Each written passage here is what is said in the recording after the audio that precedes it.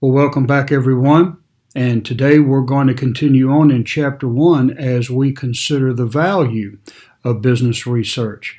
Once you have started to apply business research principles into your workplace or into your ministry, you too will start to see the value of business research and why we invest so much time learning all of these different ways of being able to measure and to forecast and to be able to predict future elements that are going to come and influence our churches and in our businesses. So let's go ahead and get started as we continue on with Chapter 1.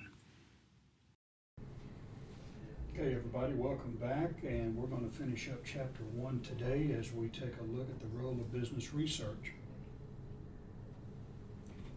Now, the slide talks about the managerial value of business research. As the slide indicates, the decision-making process associated with the development and implementation of a business strategy involves four interrelated stages. And we talked about this a little bit yesterday. In the decision-making process, you have to form a hypothesis, you have to test that hypothesis, and then you have to form a conclusion and then communicate that conclusion. Well, all of this goes into the decision-making process. And here you see with number 1, you have to identify the problems and opportunities.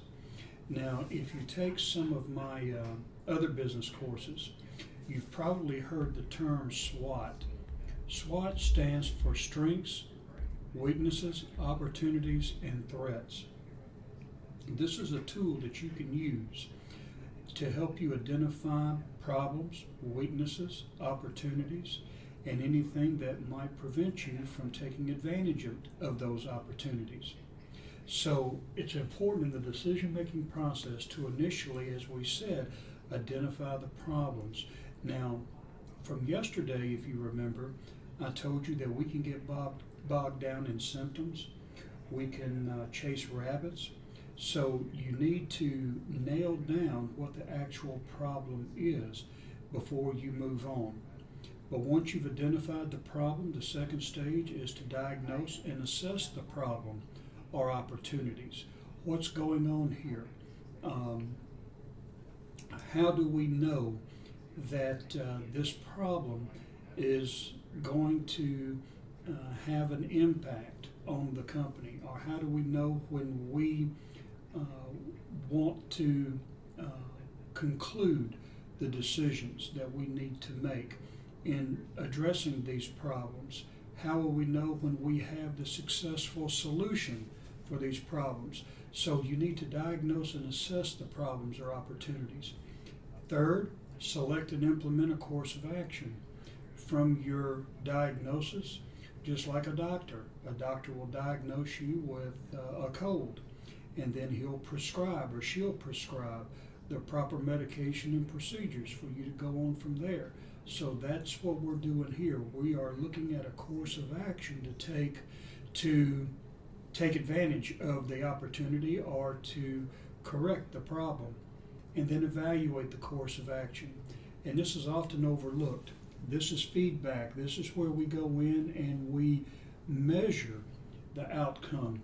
Now, it's important in stage 2 that you develop some type of criteria so that you will know that you have the correct answer or the correct solution to whatever problem or opportunity you're faced with. And once you have developed the criteria, then you want to go back here in step 4 and evaluate that criteria to see if it was the correct alternative or the correct course of action. Now, evaluating the course of actions. Now, you have two different types really of research. You have evaluative research, or what they call evaluation research. And this is a formal measurement that is given to assess an activity or a project or a program to see if it's achieved its objectives. Now, let's say, for instance, if we go back from yesterday, we go back to the problem that we had a 30% decrease in sales over a quarter.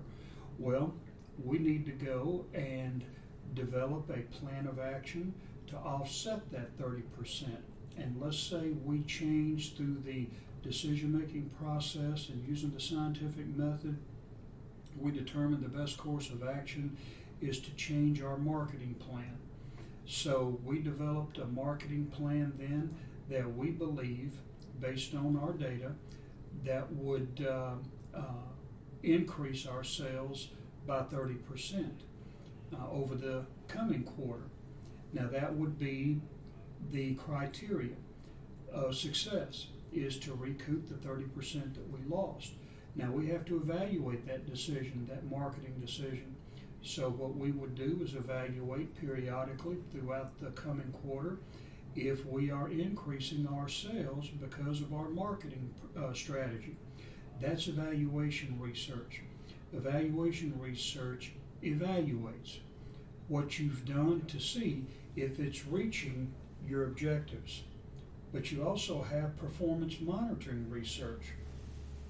And this is where you are continually or routinely or regularly providing feedback for evaluation and control of business activities. This is quite commonly done through personnel evaluations, where you are monitoring your employees to see if they are performing and producing. Same way for churches.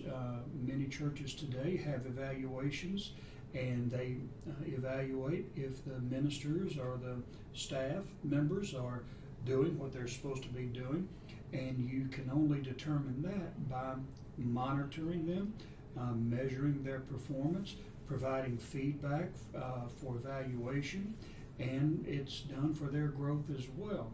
You're not there just to be negative, well, you're not doing this or not doing that. You're there to objectively, and there's that word again, objectively assess their productivity based on their job description and your expectations, and seeing whether or not they measure up to that standard. If not, we need to be supportive and help them get to that point.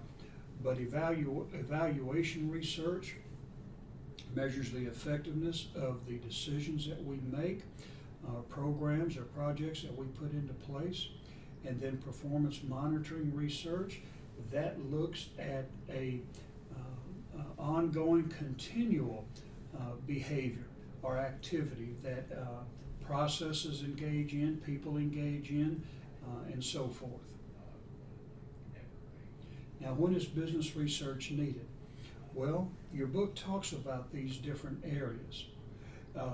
First, your author talks about time constraints. A lot of times, many business leaders are in a rush, trying to beat the competition. So they want to be able to get their product out quickest, their service out the quickest. They want to beat everybody in decision making and be able to jump out ahead of people in a given industry. That can be damaging to a company. For instance, Kentucky Fried Chicken made this mistake. When the Soviet Union collapsed and the wall came down, the whole region was open to westernization. So Kentucky Fried Chicken was one of the first Western businesses to open up in Moscow. Now the problem with that is that KFC just saw it as a business opportunity. We're in a brand new market. They will love us, and we'll beat the competition by having one of the first stores there among our rivals. Well, they didn't understand the culture that existed in Moscow. Moscow has a heavy mafia influence, and the mafia wanted to sell KFC their chickens. Well, KFC keeps to a certain standard for their chickens and the way that they're raised and the way that they're produced for consumption. And KFC said, no, we have our own suppliers for that, and we want to stick with it. And they got into all types of trouble with the mafia. In fact, they had to have guards come in and help guard KFC because the mafia was after them. So they made a quick decision that really put them in a very unpleasant situation with the Russian mafia. Now, if I remember correctly, they eventually closed. Now, I don't know if there's a new KFC as times have changed and Moscow has become more westernized, but jumping the gun, acting quickly, can get you in trouble. Sometimes, and in most cases, it's best to do your research first and then make the decisions. The availability of data. Not all the time will you have availability of data. Sometimes you have to make the best decision with what you've got. The rule of thumb is that the more data you have, the better decision you're going to make. But that's with all the available information there at your disposal. The quality of the data sometimes may affect your decision making ability. For instance, people may tell you what you want to hear. So you have to get around that and get to true and accurate and objective data. My deacons tell me pretty much anything I want to hear. They'll agree with just about everything that I want to do, and that can be dangerous. They mean well, but it can be detrimental to the organization and to the ministry if you're not careful. The nature of the decision to be made. If the decision is small, chances are you're not going to have to do a lot of research. But if the decision is big and if it has a strategic impact on that company, then you need to do your research and do due diligence with it. And then benefit versus cost. And that's really the rule of thumb with everything in business. You want the biggest payoff for the least amount of investment. And it goes without saying that business research is the same. What's the rate of return if we hold off on this decision and do our research, even if it means other companies may try to get before us and beat us to the market or whatever? Sometimes it's best just to wait.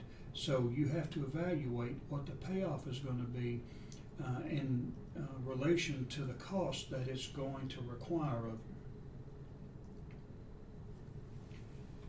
Now, your textbook talks about Harley-Davidson and some of the decisions that Harley-Davidson had to make about going abroad. You know, in the early 80s through the 90s, the big thing was going global. We're going to globalize. We're going to go international. And that was good on paper, but it oftentimes produced a lot of headaches. For instance, Harley-Davidson, these motorcycles are big and heavy, and they look good on the road, and they typify, I guess, Western masculinity and freedom and all of that. So Harley-Davidson has a good reputation, and they have a fairly strong market here in the United States. But as your book indicates, places like Italy, they like the smaller, more economical scooters. And those are the things that are important to them. So the big Harley-Davidson hogs, as they call them, may not be as successful there as they are here.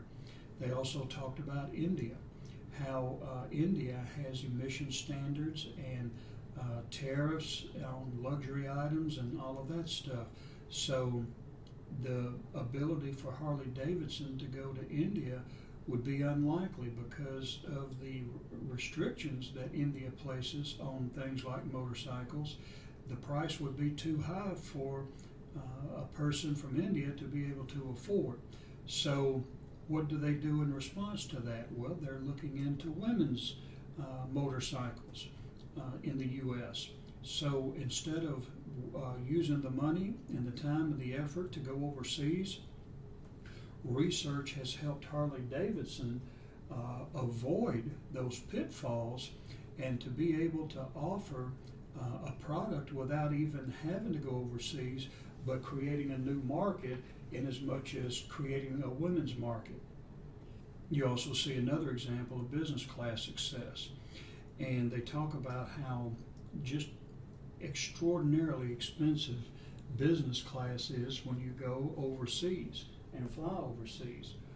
and two companies that decided to offer a business class only airlines decided to do that. They gave most of the amenities that business class offers, but they didn't put in electrical outlets for laptops. And because of that oversight, many people believed it was the reason why they went bankrupt. So just doing your due diligence, looking into everything through research can make or break you. Now, business research in the 21st century, it just goes without saying, folks, we are always connected because of technology. There are three things that has revolutionized business, and it affects business research as well and business researchers, and that's globalization, technology, and diversity. You've heard that from me before if you've had any of my classes. These are revolutionary influences that have changed the landscape of how we do things.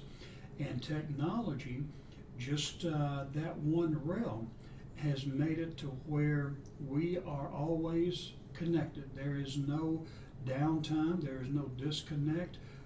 Time, place, distance, these things are irrelevant now. Whereas they used to be significant factors, they're a non-entity now. So communication has changed the necessity for business research.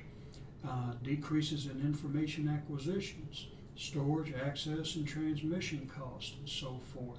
So what used to take up a lot of space and time and money is no longer really a consideration now. You've got the cloud, you've got all types of storage ability, and so forth. And the cost of transmission, I mean, I can get on my phone and talk to anybody in the world and email anybody in the world. I have a friend in Africa who I talk with back and forth over Messenger. So that's how quickly and unrestricted communication is, and it has a significant impact on business research and how we are able to look for problems and opportunities. Now, we also have the research in the 21st century, and you see here that it's increasingly global. Our research will continue to be increasingly global. You need to understand the nature of particular markets, and not only the market, but the location of that market with cultural values and so forth. For instance, a refrigerator here in America is kept in the living or in the kitchen. It has a certain height to it. You have a freezer and a refrigerator section usually, and you store food that can last, for weeks or maybe even months. In Japan, that's not the case. They have a little, what we would call the little college refrigerator, and it goes in the living room and it matches your furniture. They make them in different styles and different colors, but they only carry enough food or store enough food for maybe a day or two, because the Japanese shop daily. They don't hoard food like we do or store food like we do. So just doing research on that could save you a whole lot of trouble if you're in the refrigeration industry. So knowing the culture, knowing the different variations and the diverse nature of our global society today can help you a lot. And that's just a few. These are just a few of the indicators and elements that are going to influence business research as we move in further to the 21st century. Well, folks, that's all we have for today. Tomorrow we'll begin in Chapter 2, so have a good day and God bless. If you remember yesterday, we looked at some of the basic definitions of business research, and we, in a nutshell, found out that it's a methodical approach to our practices and things that we might consider doing in the future. Today we looked at the value of business research. We gained, hopefully, an appreciation of business research. Now tomorrow we're going to finish out. We're going to take a look at the final elements in Chapter 1. So make sure you keep up with your reading, and we'll see you tomorrow.